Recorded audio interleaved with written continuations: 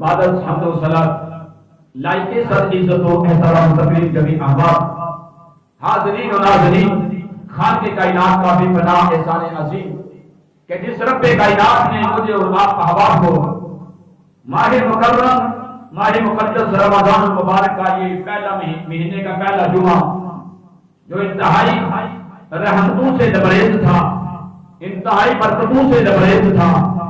انتہائی بخشش و مغفرت سے لبریز تھا، رحمتوں اور برکتوں بڑا یہ مبارک مہینہ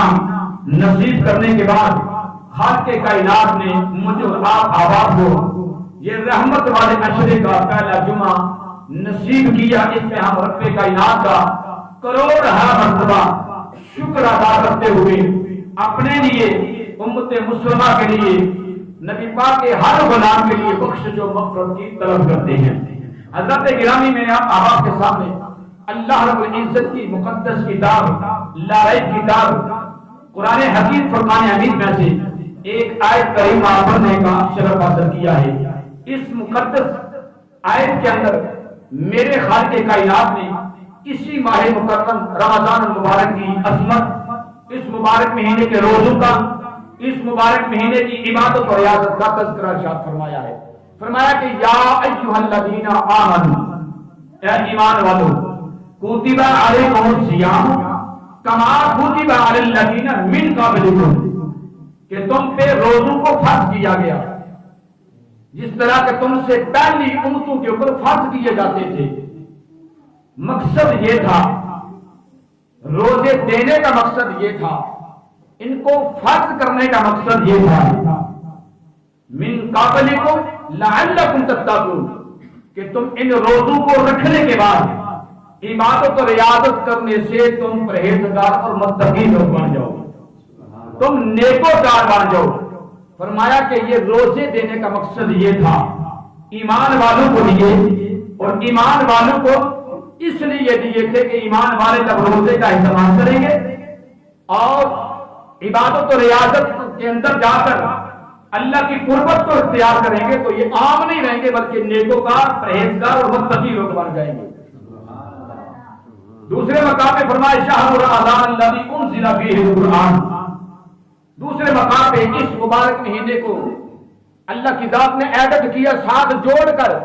مختلف انداز میں قرآن کی صورت میں رب کائنات نے ماہ مکرم کا جو مقام تھا اس کو بیان کر کے رکھ دیا۔ فرمایا کہ یہ وہ مقدس مہینہ ہے جس مہینے کے اندر اللہ کی ذات نے اپنی لارائب کتاب، آسمانی کتابوں کی سردار کتاب کو اس مہینے کے اندر نازل فرمایا ہے، یعنی کہ قرآن حکیم فرقان حمید مقدس آیت کو میرے رب کائنات نے اس مقدس مہینے کے اندر جو ہے وہ نازل فرمایا ہے۔ اور حضرات گرامی، یہ ایسا مہینہ جس مہینے کے اندر خالق کائنات نے اپنے انبیاء کو، اپنے نبیوں کو، اپنے رسولوں کو مختلف انداز میں اعزازات اور انعامات عطا فرمائے۔ جناب ابراہیم علیہ السلام کا اگر ذکر دیکھا جائے تو ان کو جو تحائف ملے تھے وہ بھی اس مکرم مہینے کے اندر عطا دیے گئے۔ خالق کائنات کے پیارے نبی کی لخت جگر سیدہ طیبہ طاہرہ فاطمہ الزہرا سلام اللہ علیہا کا اگر وصال مبارک ہوا تو وہ بھی اسی مقدس مہینے کی 3 رمضان کو ہوا۔ اگر دیکھا جائے ام المومنین سیدہ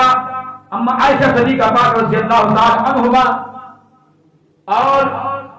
سیدہ خدیجہ الکبریٰ رضی اللہ تعالی عنہما، آپ کے وصال مبارک کو اگر دیکھا جائے تو وہ بھی کوئی اور مہینہ نہیں تھا بلکہ وہ ماہ مکرم، ماہ مقدس رمضان المبارک کا ہی مہینہ تھا۔ تو حضرت گرامی، حضرت داؤد علیہ السلام کو زبور دی، جناب موسیٰ کلیم اللہ علیہ نبی جناب علیہ السلام کو تورات دی، جناب عیسیٰ کو حجہ کو انجیل دی۔ یہ سارے آسمانی کتابیں جو نازل ہوئی مختلف دنوں کے اندر جو اللہ تعالیٰ نے عطا کی، وہ عام دن نہیں تھے بلکہ وہی ماہ رمضان المبارک کا یہ پہلا عشرہ 10 دن تھے جن کے اندر اللہ کی ذات نے آسمانی تحائف جو عطا کیے تھے اپنے انبیاء کو عطا فرما دیے تھے۔ اور پھر یہی وہ مقدس مہینہ تھا جس مقدس مہینے کے اندر خالق کائنات نے اپنا آخری پیغام لوح محفوظ سے لا کر اللہ کی ذات نے قرآن پاک و مقدس کتاب کو میرے اور آپ کے لاجواب نبی کے سینہ اقدس میں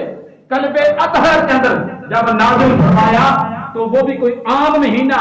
یا عام دن نہیں تھا، بلکہ ماہ مکرم رمضان المبارک کا مہینہ تھا، جس مہینے کے اندر اللہ کی ذات نے قرآن حکیم فرقان حمید کو اپنے نبی کی ذات پہ نازل فرمایا تھا۔ پھر دیکھیے